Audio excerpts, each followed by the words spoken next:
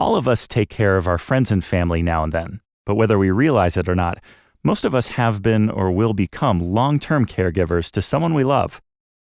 Across America, over 65 million people shoulder the burden of providing care for loved ones who need help. We are spouses and friends, sons and daughters, mothers and fathers. If you're a caregiver, you are responsible for the health and well-being of another person. That may mean you help with daily tasks such as dressing and feeding your loved one. Sometimes it can also mean you perform complicated medical tasks like managing medications, operating complex medical devices, or changing dressings.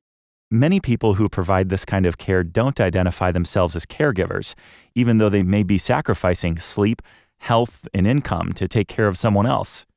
In 2014, family members and friends spent an estimated 30 billion hours caring for older friends and relatives.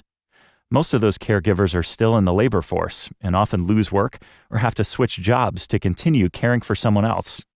The Family and Medical Leave Act is a major federal public policy that guarantees unpaid time off for workers to care for themselves or their families. But most working caregivers can't afford to take unpaid leave.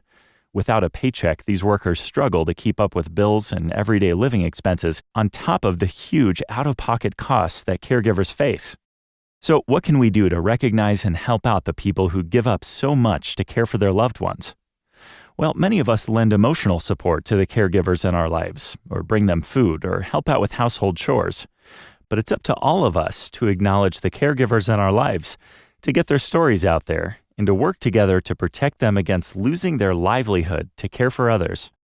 Here's what you can do right now. Show support by posting your pictures and stories about the work that caregivers do with the hashtag #ThisIsCare.